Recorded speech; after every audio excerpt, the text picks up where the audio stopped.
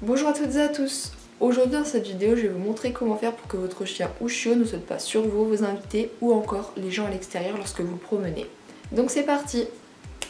Donc premier conseil, ce que vous allez faire c'est que quand vous rentrez dans une pièce et que votre chiot va être là, vous allez devoir l'ignorer. Vous allez me dire mais pourquoi? Bah tout simplement parce qu'il va être fou de joie en fait, donc du coup n'en rajoutez pas une couche, surtout qu'en plus après il va faire un pipi de joie, donc du coup vous ouvrez, vous l'ignorez, vous attendez qu'il se calme, qu'il s'assoie, etc., qu'il soit bien calme avant de lui prêter attention. Si jamais il est déjà en train de sauter sur vous à ce moment-là, ce que vous allez faire c'est le repousser avec le genou ou le pied.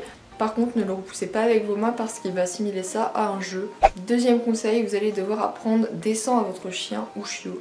Donc en gros si il monte, je sais pas moi, sur votre canapé et que vous voulez pas, sur un meuble, etc.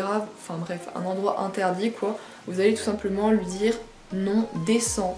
Et à partir du moment où il descend, vous allez le récompenser avec une friandise. S'il descend toujours pas quand vous lui descend, vous allez tout simplement l'attirer avec une friandise en fait à l'extérieur du canapé, etc. pour qu'il descende. Mais en tout cas à partir du moment où il descend, vous lui donnez la friandise pour qu'il sache que ça descend.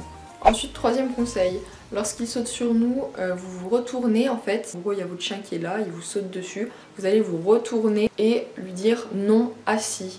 Et une fois qu'il est assis, vous allez vous retourner vers lui et lui donner la friandise. Bien sûr, si... Oh, Pudding vient de se renfuir. Comment il a fait? Je sais pas du tout comment il fait par contre. Enfin bref, si votre chien vous saute dessus, vous vous retournez, vous lui dites de s'asseoir. Et lorsqu'il est assis, qu'il a fini d'arrêter de sauter sur vous, vous allez vous retourner, lui donner une récompense. Et par contre, s'il recommence, etc., vous allez vous retourner, lui redire non, assis. Une fois qu'il s'assoit, vous vous retournez, récompense. Enfin bref, vous voyez ce que je veux dire. Prochain conseil, ce que vous allez pouvoir faire, c'est s'il continue de s'accrocher, de sauter sur vous, vous allez vous mettre derrière une porte. Donc par exemple, moi c'était derrière la fenêtre. Et votre chien du coup va pas pouvoir vous sauter dessus, mais il va sauter sur la fenêtre. Du coup après vous allez lui dire de descendre. Une fois qu'il est assis devant la fenêtre, vous allez réouvrir. Si vous ressautez dessus, vous allez refermer la fenêtre, etc. etc. Et lorsqu'il est assis et qu'il a arrêté de vous sauter dessus, à chaque fois que vous ouvrez la fenêtre, la porte, vous allez le récompenser. Et bien sûr quand il vous saute dessus, n'oubliez pas de dire le non ferme. Dites à vos invités ou encore aux gens dans la rue ce qu'il faut faire si jamais votre chien leur saute dessus.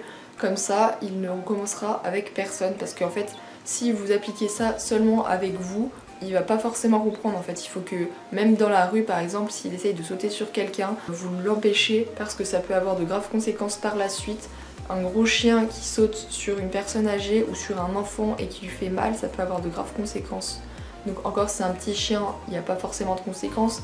Mais un gros chien, donc par exemple Pudding qui fait déjà actuellement 25 kg, il peut faire mal sans le vouloir en fait. Donc du coup vraiment appliquez ces conseils là, faites-en part à vos invités et aux gens dans la rue pour qu'ils les appliquent eux aussi lorsque votre chien leur saute dessus. Et enfin, ne laissez pas votre chien atteindre cette partie là de votre corps. Donc au-dessus des épaules, il n'a pas à atteindre cette partie là parce qu'en gros il peut se croire chef de meute en fait en atteignant cette zone là. En gros, si vous voulez, votre chien, lui aussi a sa zone. Et donc du coup, il faut pas que vous atteigniez cette zone-là pour lui. Sauf que c'est votre chien et tout. Mais c'est pour ça que certains chiens n'aiment pas qu'on touche vers la tête. Parce que c'est vraiment sa zone. Donc du coup, il faut pas que votre chien aussi aille au-dessus de vos épaules. En fait, je sais pas trop comment vous expliquer. Parce qu'il pourrait se croire chef de meute. Et il a pas à atteindre cette partie-là de vous. En fait, je sais pas trop comment vous expliquer. Mais je pense que vous voyez ce que je veux dire. Et pareil, ne le laissez pas être en hauteur. C'est-à-dire, si vous voulez qu'il aille sur le canapé, par exemple, que vous acceptez qu'il aille sur le canapé.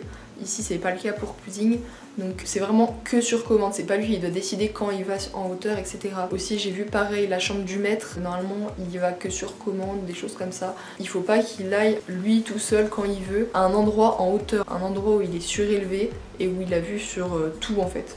Pas qu'il se croit chef de meute comme je vous l'ai dit. Donc voilà, cette courte vidéo est terminée, j'espère qu'elle vous aura plu. Si vous avez des questions, n'hésitez pas à me les poser en commentaire ou sur mes réseaux sociaux écrits en barre d'infos et en fin de vidéo.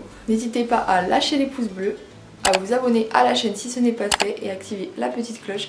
Et moi je vous dis à la semaine prochaine pour ma prochaine vidéo. Bisous. Alors regardez, Pudding n'est pas sorti de son enclos de la nuit et comme par hasard ce matin, il sort et en plus il se permet d'aller chez la voisine pour aller voir sa copine. Oh, mais